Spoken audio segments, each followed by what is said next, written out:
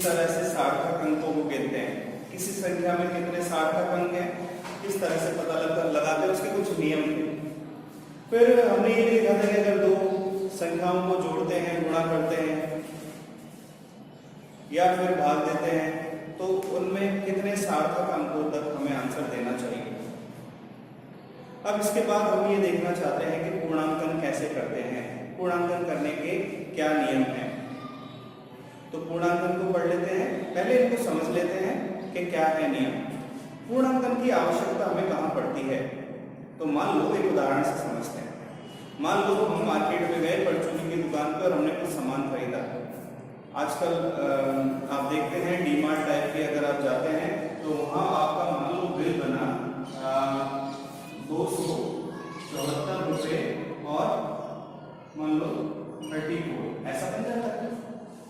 Bill पैसे में भी चला जाता है, 274 रुपये और 34 पैसे, ऐसा आपका बिल बना। अब हम जानते हैं पैसे तो चलते नहीं, तो हम इतना बिल तो उसको दे नहीं सकते, तो वो बोलता है राउंड फिगर में दे दो। वो जो राउंड फिगर है उसी को हिंदी में क्या बोलते हैं, पूर्णांक। राउंड फिगर में कर देना। तो हम कैसे राउंड फिगर करते हैं, उसके कुछ नियम हैं। तो हम जानते हैं कि भैया पैसे तो चलते नहीं, तो हमें राउंड फिगर में किसमें उसको पैसा देना पड़ेगा, उसको जो अमाउंट है वो रुपए में देना पड़ेगा। तो हम राउंड फिगर करना चाहते हैं। राउंड फिगर का नियम सुनिए क्या होता है। आधे से ऊपर निकल गया, अगर बिल 50 पैसे से ऊपर निकल गया तो उसको भैया 275 रुपये दे दो, और 50 पैसे से नीचे है तो 274 ही दे दो। यही हमारा नियम है। क्या है, 50 पैसे से ऊपर निकल गया तो उसको कितना दे दो, 275। अगर बिल ऐसा बनता है 274.84 पैसे, 274 रुपये 84 पैसे, तो हमारा नियम क्या कहता है, ये 50 पैसे से कम है, उसको पूर्णांकन करके कितना दे दो, 275। 3 अंकों तक पूर्णांकन करना है। क्यों, क्योंकि आगे तो पैसे, उसमें तो पैसे भी नहीं दे सकते उसको, तो हम रुपए में उसको बिल देना चाहते हैं, तो कितना देना है, 274। इसको बोलते हैं कि इस संख्या को हमने 3 अंकों तक पूर्णांकित कर लिया है। तो पूर्णांकन का नियम क्या हो गया, जहां तक आपको पूर्णांकन करना है उसके आगे वाली संख्या को देखिए। अगर उसके आगे वाली संख्या 5 से छोटी है तो ये संख्या जहां तक पूर्णांकित कर रहे हैं वो एज इट इज रहेगी। अगर आगे वाली संख्या, यहाँ 3 अंकों तक पूर्णांकन करना है, तो आगे वाली संख्या को देखिए, अगर 5 से बड़ी है तो पहले वाली संख्या में 1 जोड़ देंगे, तो पहले वाली संख्या में 1 जोड़ देंगे, जिसका पूर्णांकन करने के बाद क्या आएगा, 275। तो हमें दैनिक जीवन में पूर्णांकन की जरूरत पड़ती है या नहीं पड़ती, जाने अनजाने हम करते रहते हैं पूर्णांकन, बस उसके नियम हमें नहीं बताते, हम अंदाजे से ऐसे करते रहते हैं। पूर्णांकन का क्या नियम है कि जितने अंकों तक आपको उस संख्या को पूर्णांकित करके लिखना है, आप उससे आगे वाली संख्या को देखिए। अगर 5 से छोटी है तो पहले वाली संख्या एज इट इज रहेगी, और अगर 5 से बड़ी है तो पहली वाली संख्या में 1 जोड़ देंगे, तो 4 है, 4 में 1 जोड़ देंगे तो यहाँ 5 आ जाएगा। ठीक है, तो ज्यादा इंपॉर्टेंट ये 2 संख्याएं हैं, ये देखने के लिए कि 5 से बड़ा है छोटा, और ये एज इट इज रहेगा या इसके ऊपर जुड़ेगा। ठीक है, घटाना नहीं भैया, यहाँ पे 5 से छोटी है, 1 घटा दो, बिल बना 274 रुपये 34 पैसे, बोला पूर्णांकन करना है 273 देंगे, ये फिर गलत है। तो घटाने वाला कोई सिस्टम नहीं है, या तो 1 जुड़ेगा या एज इट इज रहेगा। ठीक है, अब ठीक है, हमारा ऐसा हुआ, लेकिन प्रॉब्लम कहाँ आई, जब हमारा बिल बना 274 रुपये 50 पैसे। अब दोनों में लड़ाई होगी, है ना। दुकानदार बोलता है भैया 275 दे दो, और ग्राहक बोलता है नहीं हम 274 देंगे। क्यों, क्योंकि बिल्कुल बीच में आ गए, ना तो 50 पैसे से ऊपर है ना नीचे है, एकदम बीच में है, एकदम बीच में है। तो यहाँ झगड़े वाली बात हो गई, तो इसके लिए हमने फिर एक नियम बना दिया। वो नियम हमने ऐसे ही बनाया है कि अगर आप जितने अंकों तक आपको संख्या को पूर्णांकित करना है, उससे आगे वाला अंक देखिए, 5 से छोटा है या बड़ा, 5 से छोटा है तो एज इट इज, 5 से बड़ा है तो बड़ा है। तो हमने देखा ये तो 5 है, ना तो 5 से छोटा ना 5 से बड़ा, तो फिर हमने इसके लिए एक नया नियम बना दिया कि भैया इससे कुछ पता नहीं लग रहा था, तो 5 से छोटा, तो उससे पहले वाले को देख लो। अगर ये संख्या सम है, अगर ये संख्या सम है तो अपरिवर्तित रहेगी, अपरिवर्तित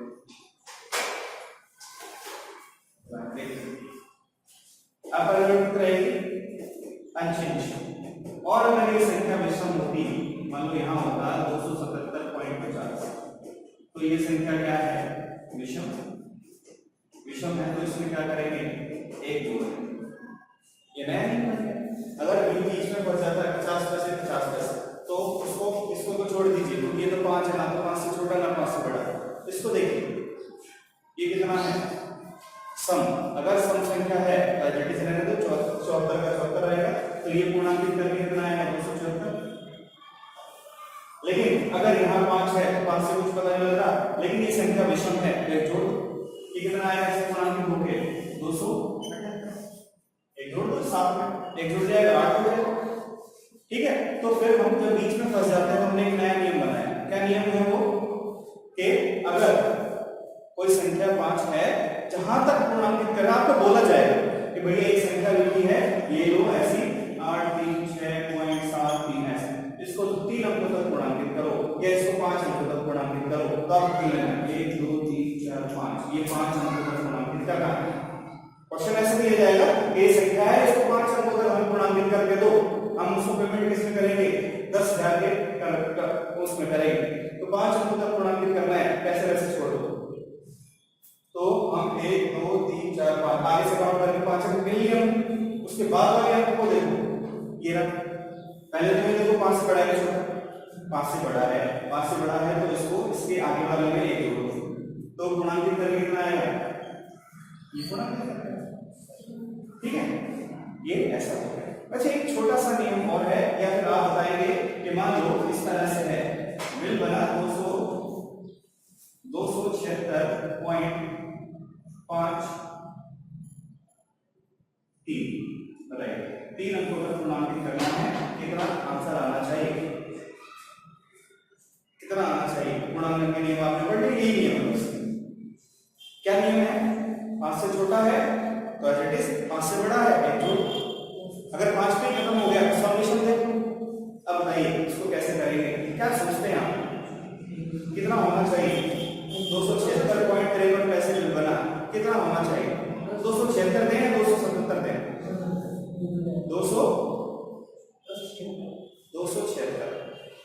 तो हमने बोला कि भाई यहां देखिए, क्या देखें? संख्या कितने अंकों तक पूर्णांकित करेंगे? 3 अंकों तक। आगे वाला आप देखिए 5, अगर आगे वाला 5 है उससे पहले देखिए समय विषम, तो क्या देखा? समय तो ऐसे चले जाते, तो इस हिसाब से क्या आना चाहिए था? 276, लेकिन ये गलत। ठीक है, कितना आएगा आंसर? 277। क्यों आएगा ऐसा? क्योंकि भैया आप बंद करके 5 वाला नियम भी लगाना है। ये नियम सिर्फ तब लगेगा, समविषम वाला नियम सिर्फ तब लगेगा जब या तो अंक 5 पे खत्म हो गया ऐसा, या फिर 5 के बाद 0 है। तो हम ये समझ नहीं पा रहे 50 से ऊपर गया 50 से नीचे, बिल्कुल नीचे फंस गया, तब ये समविषम वाला नियम लगेगा जब हम बिल्कुल फंस गए, ना ऊपर ना नीचे। यहाँ तो पता लग रहा है 50 से ऊपर है, 53 पैसे निकल गया, तो भैया उसमें रुपए जा रहा हो, समझ में आ रही है? तो अब बच्चे यहाँ गलती करता है, उसको जैसे ही 5 दिखा वो फिर समविषम में चला जाता है। आंख बंद करके नियम नहीं लगाना है। ये कब लगाना है?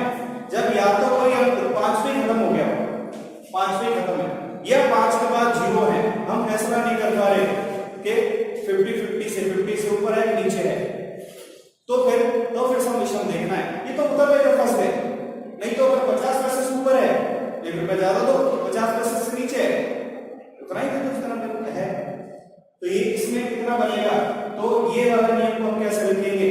यदि जितने अंकों तक पूर्णांकित करना हो उसके बाद वाली संख्या 5 है और 5 के बाद अगर कोई शून्य संख्या है तो पहले वाली संख्या में एक जोड़।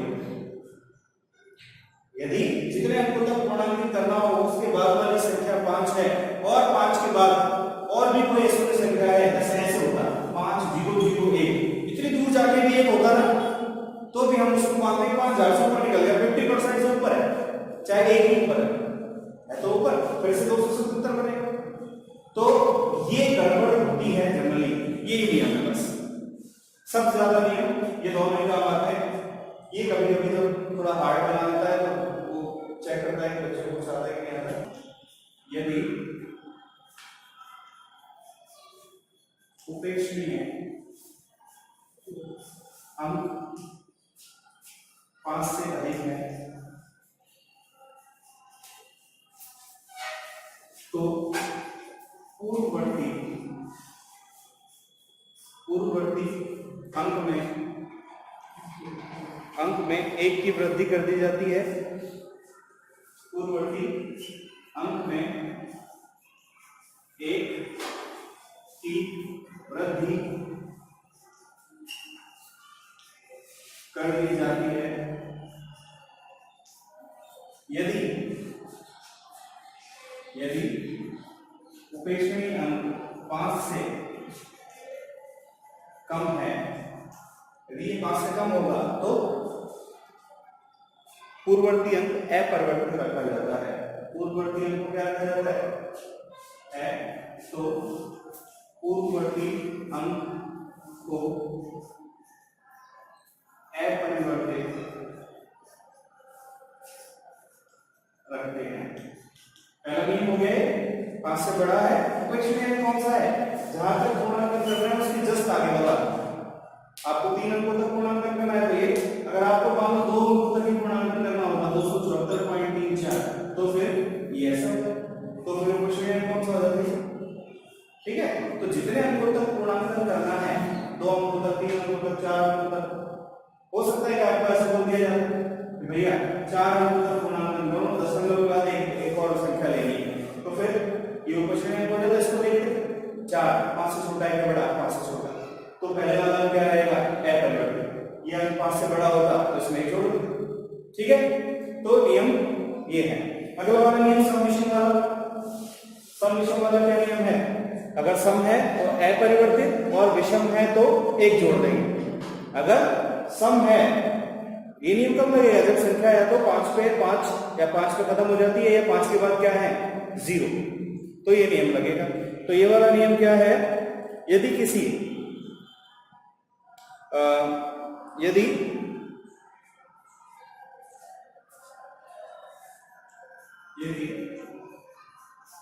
उपेक्षणीय अंक 5 है तथा पूर्ववर्ती अंक सम है तो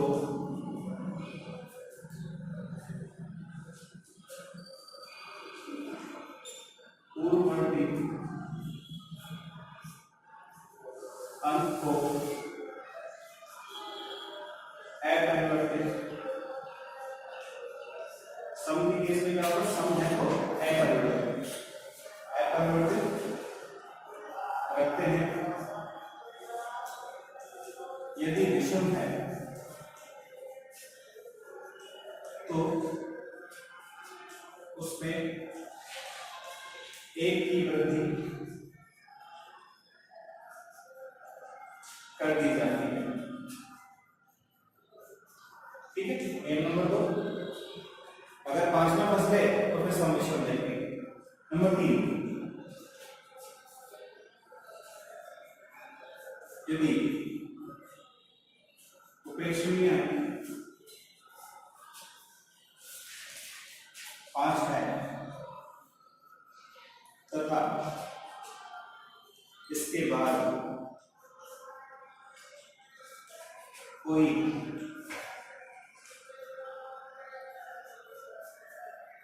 अशून्य अंक हो तो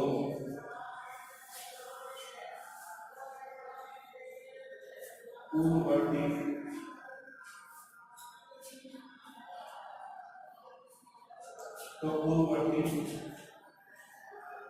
अंक में 1 की वृद्धि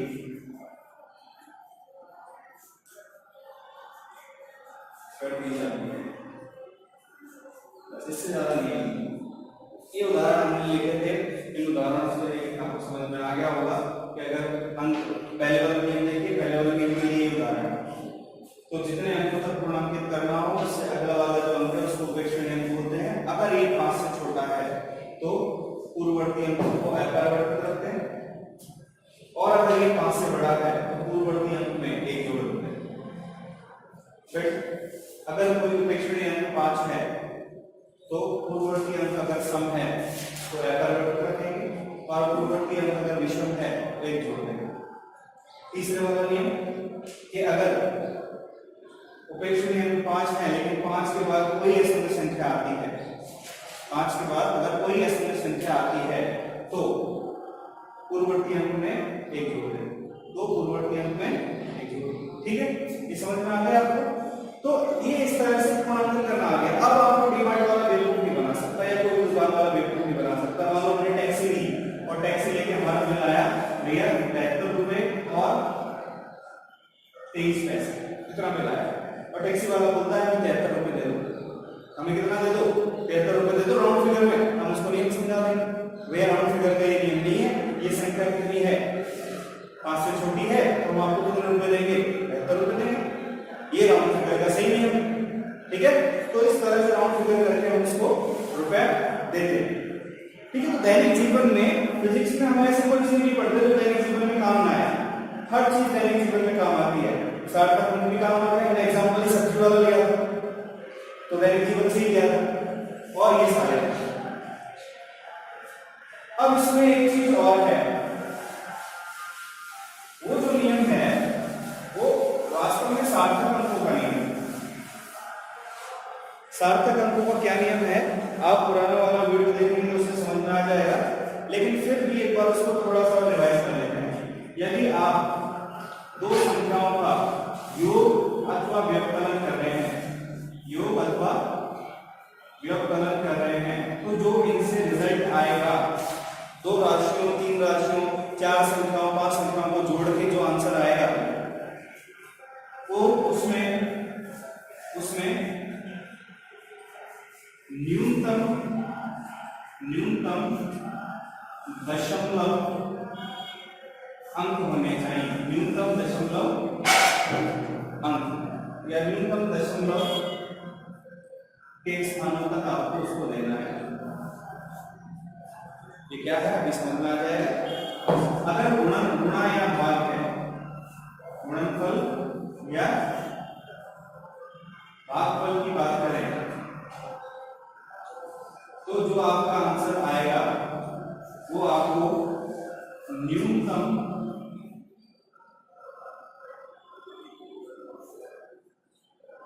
सार्थक अंकों में देना चाहिए। न्यूनतम सार्थक अंकों में देना चाहिए। इसका क्या मतलब है? मान लो 2 संख्याओं को हम जोड़ रहे हैं, कौन सी संख्या है? मान लो 2.043, 1.34, 2.1, इन 3 संख्याओं को हम जोड़ना चाहते हैं।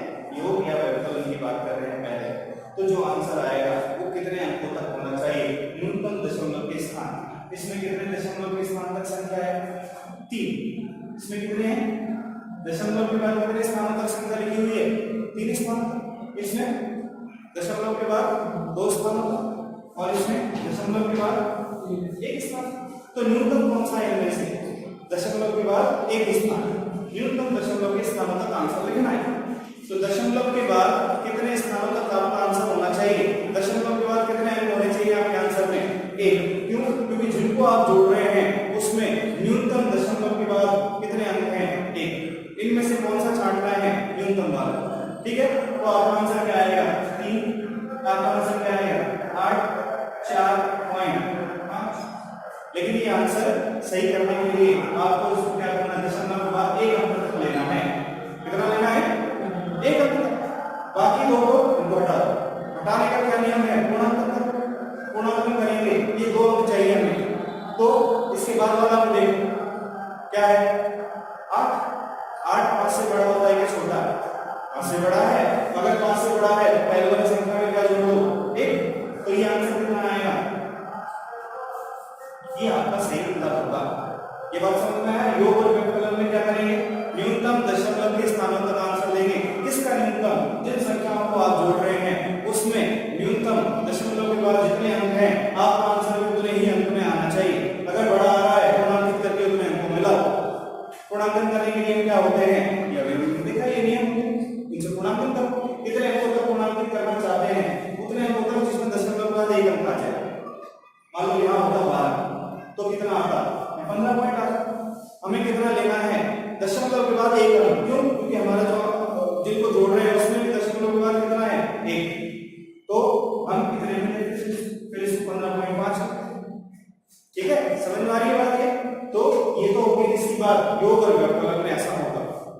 भाग में क्या होगा, गुणा और भाग में दशमलव दशमलव नहीं देखेंगे, क्या देखेंगे यहाँ पे सार्थक अंक, क्या देखेंगे सार्थक अंक। मान लो आपने 23.5 को गुणा कर दिया 0.01 से, तो आपका आंसर कितने, अब इनमें देखिए इसमें कितने सार्थक अंक हैं 3, इसमें कितने सार्थक अंक हैं 1, कितने हैं, तो आपका आंसर कितने सार्थक अंकों में आना चाहिए, न्यूनतम।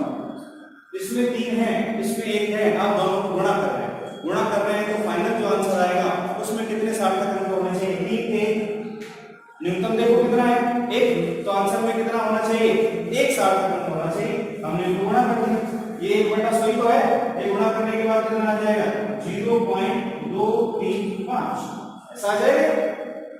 0.01 से 23.5 गुणा करेंगे ये आएगा, लेकिन हमें कितने अंकों में चाहिए, 1 सार्थक अंक में। 1 सार्थक अंक कहां तक मिलेगा, यहां तक 1 सार्थक अंक हो गया इसमें।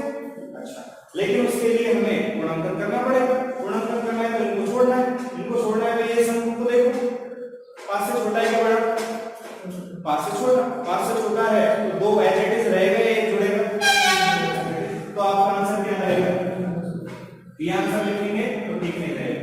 तो आपको क्या बोला जाता है कि ये इनको गुणा करना है और उत्तर जो है वो उचित सार्थक अंकों में दीजिए। उचित कैसा होता है वो हमको पता लगाएंगे इन नियमों के द्वारा, समझ में आती है ये बात आपको, ठीक है। तो इस पे ये जो समझाया इस पे आधारित कुछ उदाहरण है, देखिए बाकी तो आपको खुद ही करना है। उदाहरण में आपको क्या बोला है, एक उदाहरण है हमारे पास अंकों का गुणांकन, जैसे ये है, जैसे कोई क्षेत्रफल निकालना है आपको और वो क्षेत्रफल आता है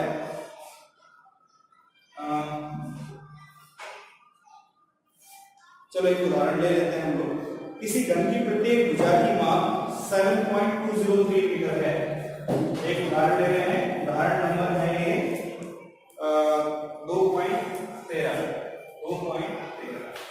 इसमें क्या बोला है, कोई घन है और घन की भुजा की माप दी हुई है, क्या दिया हुआ है a, कितना है 7.203 मीटर। घन की भुजा की माप 7.203 मीटर है।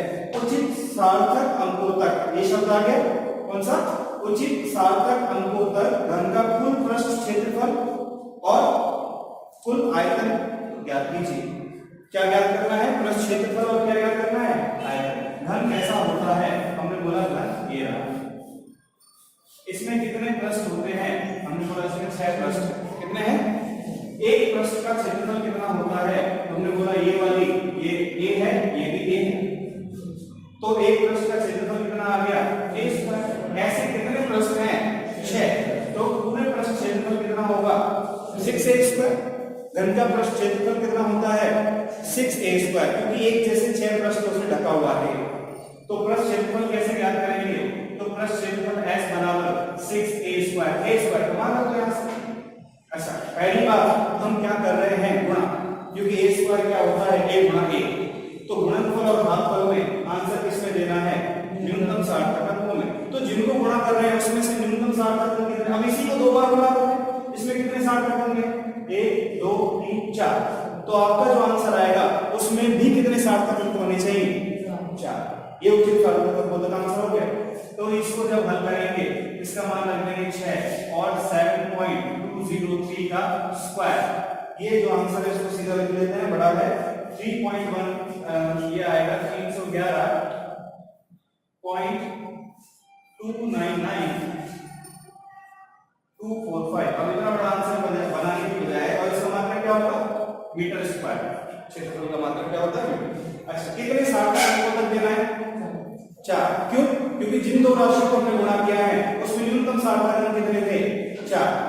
इसी को 2 बार गुणा किया है, स्क्वायर का मतलब इसी को 2 बार गुणा किया है, इसमें कितने सार्थक अंक हैं 1 2 3 4, तो आंसर में भी कितने सार्थक अंक होने चाहिए 4। तो यहाँ पे गिनो 1 2 3 4, यहाँ तक हमें उत्तर देना है बस। उसके बाद वाले अंक को देखो, 5 से बड़ा है कि छोटा, 5 से बड़ा है 9 है, 9 है, तो आप इसको क्या कर देंगे हमारा पास क्षेत्रफल उचित सार्थक अंकों तक कितना आ जाएगा 311.3 आंसर में मीटर स्क्वायर। समझ में आती है बात? अब आपको ऐसे ही क्या बोला है, ऐसे ही क्या बोला, आयतन निकालिए। आयतन क्या होता है, ए क्यूब, इसका क्यूब निकालेंगे कुछ ना कुछ आंसर आएगा। उसको भी कितने अंकों तक पूर्णांकित कर लेना है, 4, क्योंकि हम ए को ही 3 बार गुणा करेंगे। तो जिन संख्याओं को आपने गुणा किया है उसमें न्यूनतम सार्थक अंक देखिए कितने हैं। अब ए को ही 3 बार गुणा करेंगे तो इसमें न्यूनतम सार्थक अंक कितने हैं, 4। तो आंसर भी कितने सार्थक अंकों में देना होगा, 4 सार्थक। समझ में आ रहा है कि इस पे आधारित भी क्वेश्चन आते हैं। ठीक है, ऐसा कोई नियम, ये एक्चुअली सार्थक अंक का नियम है, सार्थक अंक वाले में